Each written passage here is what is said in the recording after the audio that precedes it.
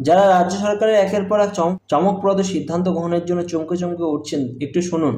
হ্যাঁ, আপনি নিপীড়িত পশ্চিমবঙ্গবাসী গুড গভর্নেন্স কাকে বলে জীবদেশে কখনো প্রত্যক্ষ করেননি, তাই এই নবনির্বাচিত সরকারের এক একটা সিদ্ধান্ত গ্রহণ যেন আপনার স্বপ্নের মতো লাগছে।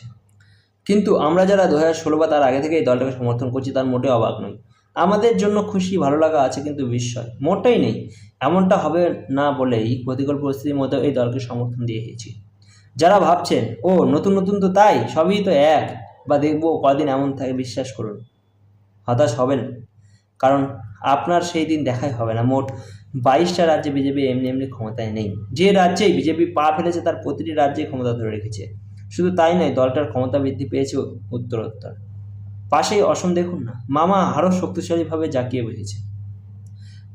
বিজেপির সংকল্পপত্রের ওপর নজর রাখুন। জীবনে তো কখনো সরকারকে প্রতিশ্রুতির 20% ডেলিভারি করতে দেখেননি, কিন্তু এবার আপনারা খুব ভুল দলকে ক্ষমতায় এনে ফেলেছেন। তাই 100% ডেলিভারি সহ্য করতে হবে। 5 বছর ধরে আপনারা শুভেন্দু অধিকারীর নামের মালা জপলেও অবাক হব না, সেদিন হয়তো দেখা গেল আপনিও আমাদের চেয়ে বড় বিজেপি। পরিবর্তন হবে না আমাদের। আপনারা তো ব্যক্তিকেন্দ্রিক রাজনীতি দেখে অভ্যস্ত। প্রকৃত দলীয় রাজনীতি কি হয় তা আর দেখলেন কোথায়? আমরা দেখেছি, তাই আমাদের জন্য মোদি, যোগী, হেমন্ত বা শুভেন্দু প্রায় সবই এক। প্রয়োজনে দলের শীর্ষ নেতার সমালোচনাকারী প্রাণী আমরা, তবে সেই সমালোচনা দেশের দীর্ঘমেয়াদী স্বার্থ রক্ষার্থে হয়। ব্যক্তি স্বার্থের তাতে কোনো স্থান নেই। তথাকথিত অন্ধভক্ত অপবাদ নিয়েও আমরাই একমাত্র যারা বিজেপি নেতার সমালোচনা করতে পিছুপা হই না। বাকি কোনো দলের চেলাদের বা চোরদের এটা করতে দেখবেন না। উপায় নেই, বিস্মিত আপনাকে হতেই হবে। আইন মেনে চলবেন তো খুব ভালো থাকবেন। আইন অমান্য করলে আপনি যেই হন, রক্ষে নেই। এই তো গত সপ্তাহের ঘটনা খবরে দেখে থাকবেন। উত্তরপ্রদেশের এক বিজেপি নেতা এক নাবালিকাকে ধর্ষণ করে যোগীর পুলিশ জাস্ট ঠুকে দিয়েছে। ক্ষমতাসীন দলের সদস্য হওয়া মোটেও ছাড় পায়নি। আবার শ্রমিকবাবু কর্তৃক আমাদের দলেরই এক পুরনো সদস্যকে দল থেকে বহিষ্কৃত হতে দেখলেন কদিন আগে, তাই না? জাস্ট দুটো তিনু পিটিয়েছিল বলে। আমরা দলীয় সমর্থকরা আমাদের সহযোদ্ধাদের হয়ে প্রতিবাদ করেছি ঠিকই, কিন্তু এও জানা আছে বিজেপি মানেই কঠোরভাবে আইনের শাসন, কেউ ছাড় পায় না। তাই প্রতিটি ক্ষেত্রে ব্যাক ডোর দিয়ে চেষ্টা না করে ফ্রন্ট ডোর দিয়ে চেষ্টা করুন, সুফল পাবেন।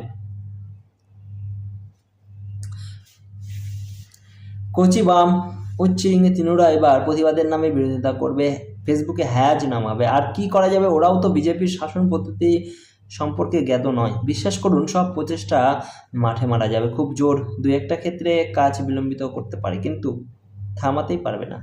রাস্তায় নেমে বেশি হুটোপুটি করলে পশ্চাৎ লাল করে বাড়ি ফিরতে হয়, পুলিশ মন্ত্রীর কথা মতো। ঘুষ দেওয়ার চেষ্টা করবেন না। কেউ ঘুষ চাইলে তার নামে অভিযোগ করুন। 5 বছরে আশাতীত পরিবর্তন হবে।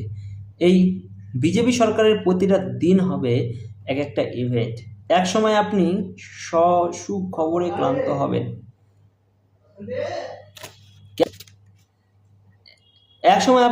ক্লান্ত হবেন, এগুলোই স্বাভাবিক মনে হবে। রামরাজ্যে এমনটাই হয়। ও হ্যাঁ, একটা কথা বলা হলো না, আগামী 2029 সালের লোকসভা নির্বাচনে বিজেপির ম্যানিফেস্টোতে আবার এনআরসির উল্লেখ দেখতে পাবেন এবং ইমপ্লিমেন্টেশন ও প্রত্যক্ষ করতে পারবেন এবারে। তার আগে পাঞ্জাব, ঝাড়খণ্ড, কর্ণাটক এবং হিমাচল পুনরায় ক্ষমতায় আসবে বিজেপি। জিহাদি অনুপ্রবেশ মুক্ত ভারত দেখার জন্য তৈরি হন। কেবলমাত্র ভারতীয়রাই ভারতে থাকবে, অন্য কেউ নয়। মিলিয়ে নেবে।